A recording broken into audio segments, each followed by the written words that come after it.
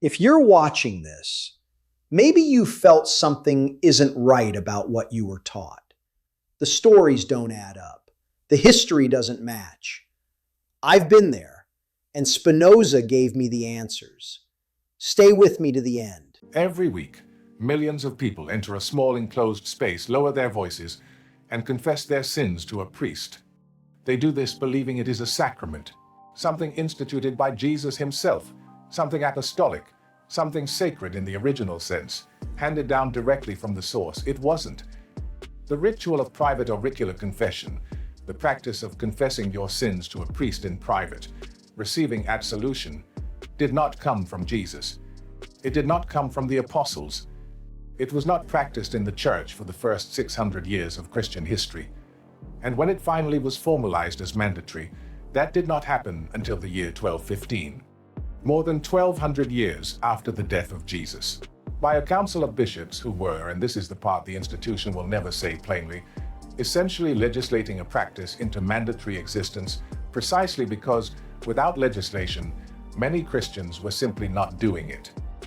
That gap, 1200 years, is what started me on this. And what I found on the other side of it was not early Christianity. It was ancient Babylon. But let me come back to that, because I want to start where I actually started, which was not with the Babylonian tablets, not with the Egyptian manuscripts, not with Spinoza. I want to start with a question that seemed almost too simple to be interesting. One I had somehow never properly asked, despite 22 years of teaching theology and philosophy of religion at a university. Where does confession come from? Not in the sense of why human beings feel the need to articulate guilt. I had thought about that question plenty, but specifically, this rite, the private room, the priest, the formal enumeration, the absolution pronounced in a fixed form. Where did all of that actually come from? The answer I had been given, the answer that had been sitting there unexamined through decades of academic work, was the same one you were given. Jesus instituted it. John 20, verse 23. After the resurrection, Jesus appears to the disciples and says, "Whose sins you forgive are forgiven them, whose sins you retain are retained." There it is, the apostolic foundation, the thing the sacrament stands on. And now I want to show you exactly what is wrong with that answer. John 20, verse 23 is the only verse in the entire New Testament that can be made to support the practice of auricular confession. Not Matthew, not Luke, not Acts, not any of Paul's letters, and Paul was obsessively thorough about recording the traditions he received. One verse, in one gospel. And that verse does not describe a rite. It does not describe an enclosed space, or a priest, or a formal structure, or absolution pronounced in a specific form. It describes Jesus granting authority to forgive. That is all it says. The early church treated it that way. The response to serious sin in the first centuries was communal and public. The reconciliation of a sinner was a community event, visible to the congregation, a matter of collective witness, not a private transaction between one penitent and one priest in an enclosed space. For the first 6 centuries of Christianity, private auricular confession simply did not exist as a practice.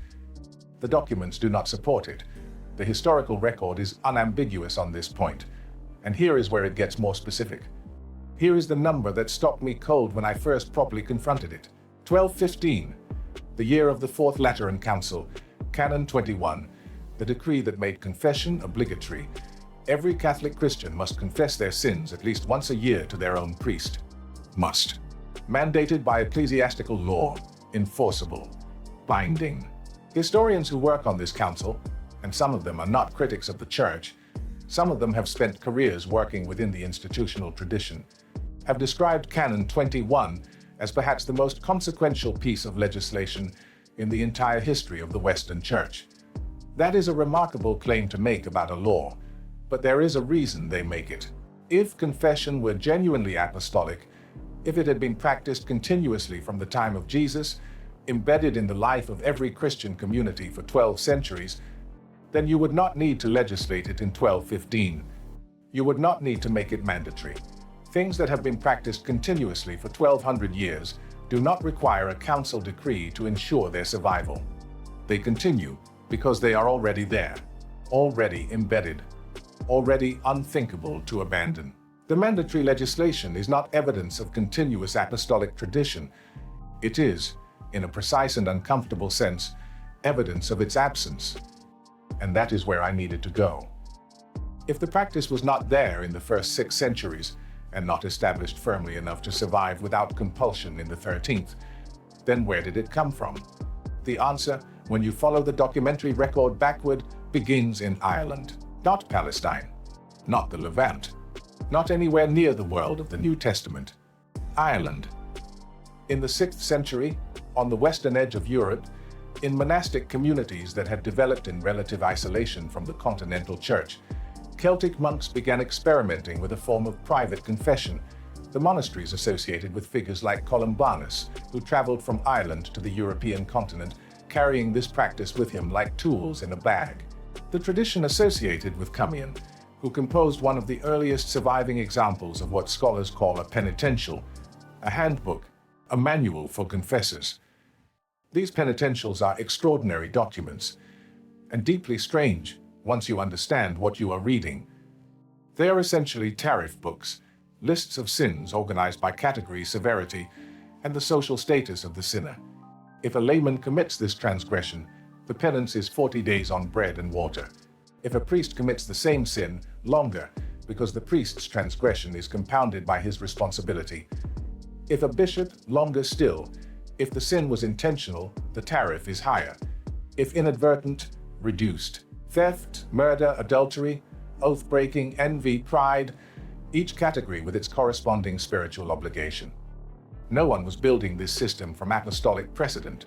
The penitential manuals themselves contain no claim of apostolic authority. What these Irish monks were constructing was something new. A technology of conscience, you might say, a way of managing guilt and moral accountability in communities where the older system of public communal penance had become impractical. They built it. They exported it through their missionary network. The Continental Church absorbed it. The Synod of Whitby in 664 was one of the moments where the Irish practice met Roman custom, and the Irish model of private confession survived that collision and kept spreading. This is documented history. None of it is obscure. It is in the standard academic literature. Any graduate student in church history knows it. But there was a question I kept returning to quietly in the years I was working through this material. And it was this. Where did the Irish monks get the instinct? Not the specific manuals, not the penitential tariffs, but the underlying architecture.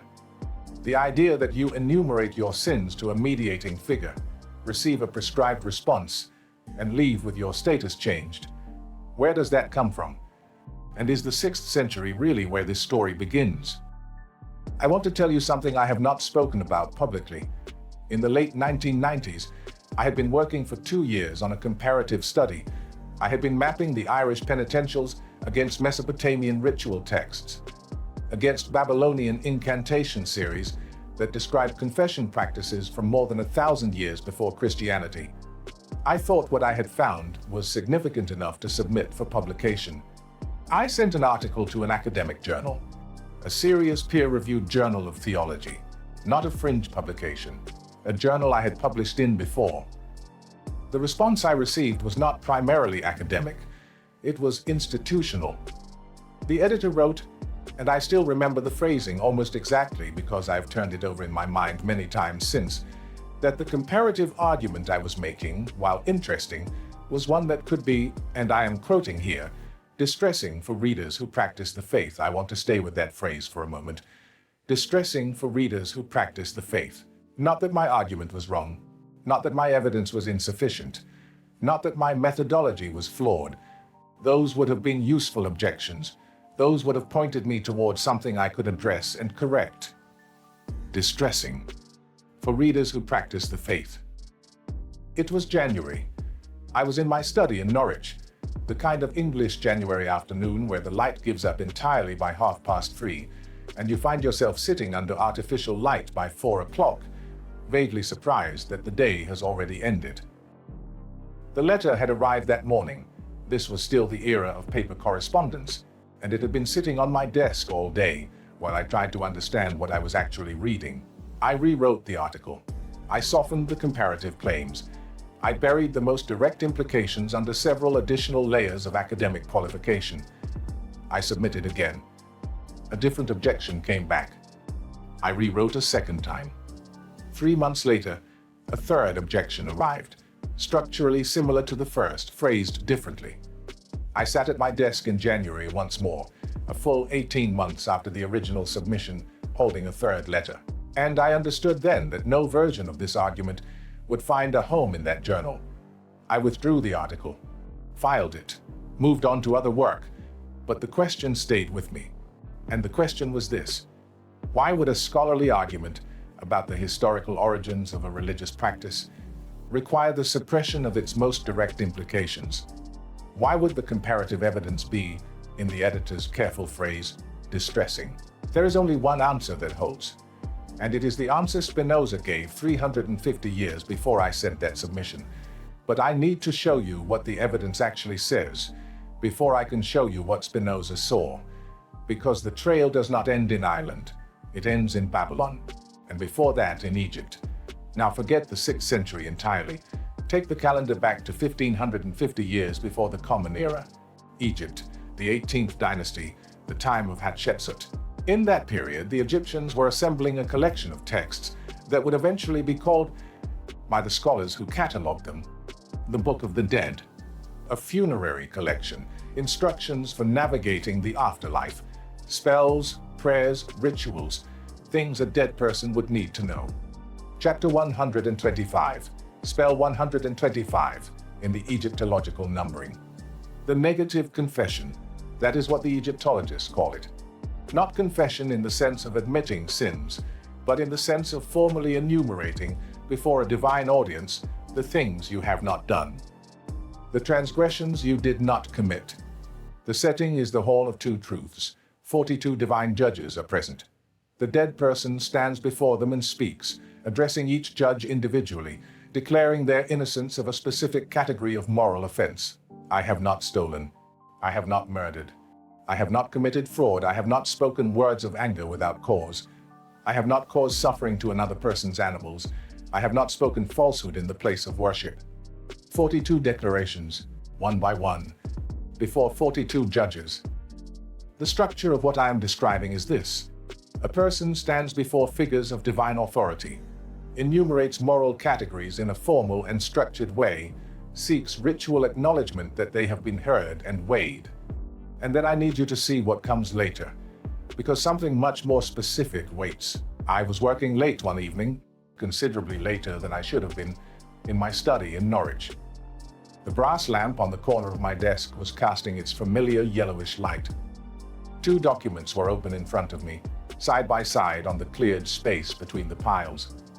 On the left, a printed translation of the Shurpu tablets, Mesopotamian, Babylonian. The translation had been made by a team of Assyriologists and published in a specialist volume I had ordered from a library supplier in London. On the right, a scanned transcription of a 9th century Irish penitential manual. The tea on the far corner of the desk had been cold for so long, I had stopped registering it as something I had intended to drink. That particular kind of absorption, where you forget the cup entirely, is one I have learned to recognize. It usually means something is happening that deserves the attention. The Shurpu series is a name that translates roughly as burning, from the fire ritual at the center of the rite. A Babylonian incantation series. 9 cuneiform tablets compiled in something like 1300 to 1050 before the Common Era from material that the Assyriologists note was of considerably greater antiquity. The cuneiform tablets were catalogued in the library of Ashurbanipal at Nineveh, which means they survived the destruction of that city and were excavated by the British Museum expeditions in the 19th century. They have been sitting in the British Museum's collection ever since, translated, catalogued, available. The ritual described in the Shurpu tablets is a private confession ceremony. A person suffering from misfortune, illness, or the kind of generalized spiritual distress that ancient Mesopotamians would have attributed to having unknowingly offended a god comes to a priest exorcist. The priest performs the ritual on their behalf. The patient confesses a catalogue of sins, moral transgressions, social offenses, ritual violations, inadvertent taboo breaking, things they may not have known they did. And then the priest pronounces the response. Through the fire ritual, the burning that gives the series its name, the accumulated transgression is consumed and the patient is released. Now listen carefully to the three structural elements of the Shurpu confession ritual as the Assyriologists reconstruct them from the tablets. First, the enumeration of a catalogue of sins organized by category. Moral offenses, social offenses, ritual transgressions, inadvertent violations, all of them named, spoken aloud, formally listed. Second, the presence of a priest as mediator. The confession is not addressed directly to the divine. It passes through a human intermediary who possesses the authority to convey it and to pronounce the divine response. Third, the formal declaration of absolution. After confession and mediation, a change of status is pronounced. The sin has been addressed. The person's condition is changed. Now I want to give you the three structural elements of the Catholic sacrament of confession as formalized by the Fourth Lateran Council in 1215. First, the complete enumeration of sins by category, moral transgressions, violations of duty, failures both intentional and inadvertent. Second, the priest as mediator. The confession is made not to God directly, but to a priest who acts as God's representative, who alone possesses the authority to convey the penitent's words and pronounce God's response. Third, absolution formally pronounced, a change of status declared. The sin has been addressed. The person is changed. The same three elements, in the same functional order, separated by more than 2,300 years. That night, sitting over those two documents, the Shurpu translation on the left, the penitential on the right, what I experienced was not the dramatic clarity of sudden revelation. It was something slower, more like watching two transparencies placed on a light table. One image slides over the other. For a moment they are almost aligned, and then, carefully, you find the position where they click, where the outlines fall on top of each other. When I finally sat back from the desk, I realized the tea was no longer just cold, it had been cold for a long time. Right. This is the part that takes some time to explain, because what I had found was not hidden. That is the thing I want you to understand. The Shurpu tablets were in the British Museum, translated. The Irish penitentials were in standard academic editions. The Council of Lateran's canon was on record. None of this was buried in an archive. None of it required special access. The difficulty was not finding the evidence. The difficulty was understanding why no one had been encouraged to look at all of it together. And that is where Spinoza comes in. I think about a conversation sometimes, one of those small informal gatherings that happen after a public lecture, when the formal event has finished and people stay to talk. It must have been the mid-90s. I found myself speaking with a historian, someone who had written his doctoral thesis on penitential practices in 12th century England and had spent a career in medieval history. The kind of scholar who knows this material so thoroughly, he no longer thinks of it as surprising. I mentioned cautiously, because even then I had learned to be careful about how I framed this, that I had been looking at the Babylonian material in relation to the Irish penitentials. I said something about the structural parallels. He looked at me for a moment and said quite calmly that auricular confession was essentially an Irish invention built on an older instinct. I asked him to say more about where that older instinct came from.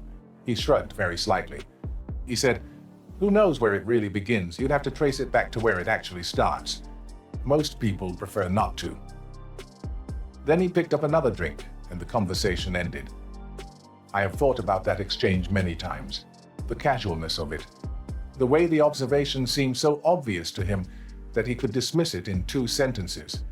And what it means that this observation, that auricular confession, was built on an older instinct, one that stretches back well before Christianity, has never found its way into the popular understanding of what confession is and where it comes from. Spinoza wrote about the mechanism that explains this directly. In the Tractatus Theologico Politicus, his most dangerous work, published anonymously in 1670, because he understood very precisely what happened to people who put their names on books like this. He describes how religious practices move across cultural boundaries, how a ritual can migrate from one civilization to another, absorbing new theological framing while preserving its structural logic. The thing being transmitted, he argues, is not primarily the theology, it is the practice. And the practice is durable in ways that doctrines often are not.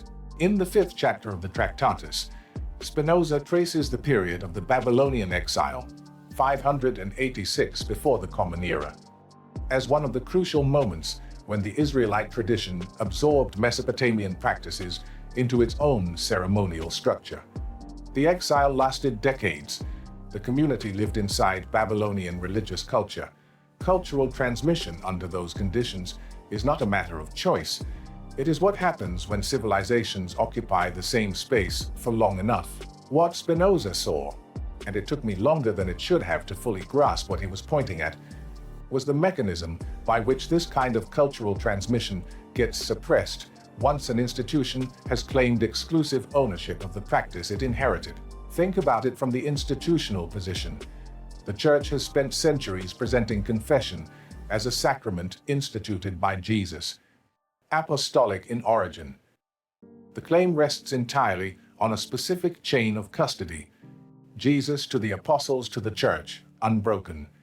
Break the chain and the authority does not merely weaken, it disappears. Because the claim is not that the Church developed a useful practice over time. The claim is that the practice was given by God, through Jesus, transmitted without interruption from the apostolic generation. Now introduce the Babylonian tablets, introduce the Egyptian negative confession, introduce the Irish penitentials with their complete absence of apostolic precedent. Introduce the Fourth Lateran Council, legislating in 1215 something that should, if the apostolic claim were true, have required no legislation at all. Every piece of that evidence is, I think, devastating to the institutional argument. Not because it proves the sacrament is without spiritual validity. Validity is a theological question, and institutions can reach their own conclusions on theological questions. But because it makes the historical claim impossible to sustain. The practice does not begin with Jesus. It predates Christianity by at least 2,000 years. And the Council at Lateran IV knew, when it issued Canon 21, that without compulsion the practice would not maintain itself across the whole of Western Christendom. Understanding this changes how you read everything that comes after. What I mean is this: once you understand the mechanism Spinoza identified, the way institutions claim to have originated what they actually inherited, and the reasons why the true origin must remain invisible, you begin to see it everywhere. You begin to see it in how the Church presents the creed, in how it presents the calendar, in how it presents the name of God itself. The suppression is never usually a conspiracy conducted in a darkened room. It is quieter than that. It is the question that does not get asked in the seminary, the comparative scholarship that does not receive funding, the article that gets returned with the observation that its implications would be distressing for readers who practice the faith. I spent 18 months trying to find a form for that article that would not disturb the institution. I failed, because the evidence itself is the disturbance. There is no way to present it that leaves the chain of custody intact. And here is what I actually believe about confession, after all of that time in the material. The impulse behind the practice is real. That part is genuine. It is genuinely human. Every major civilization we have documentation for, Babylon, Egypt, the Greek mystery traditions, the Zoroastrian practice of moral accounting in Persia, had some form of structured ritual acknowledgement of guilt, a way of articulating in a formal and prescribed way to a figure of authority what you had done wrong, and receiving a formal response that changed your condition. That impulse does not require divine revelation to explain its existence. It arises from the human experience of carrying guilt, the need to say, out loud, to someone, what you have done, the need to hear from somewhere outside yourself that you have been heard, and that you can be released from what you have been carrying. The practice is as old as moral consciousness itself. The Church did not invent it. What the Church did, what every institutional tradition that inherited this practice did, was formalize it, ritualize it further, embed it in theology, and then claim to have originated it. Present it as divine revelation rather than cultural inheritance. And the question that the Babylonian tablets, the Egyptian confessions, the Irish penitentials, and the Fourth Lateran Council collectively raise is not whether the impulse is valid. The impulse is clearly valid, clearly ancient in the deepest sense of the word, clearly something human beings have always done. The question is what it means that the institutions which transmitted this impulse told us they had received it directly from God, when the historical record shows something considerably more complicated and considerably older. I think that question matters. I think knowing where something actually comes from changes your relationship to it, not necessarily invalidates it, but changes it, changes what you are doing when you participate in it. That is the question Spinoza was pointing at in 1670. It is the question the Lateran Council was inadvertently answering in 1215. It is the question a Babylonian priest-exorcist was already posing and answering in his own way 3,000 years before Canon 21 was written. If you know someone who needs to hear this, share it with them. You don't even need to explain where it came from. Sometimes a person is ready for a question they didn't know they were ready for. Tell me in the comments, what part of this challenged you the most? I read every single one. It helps me know what to research next. We're uncovering this together.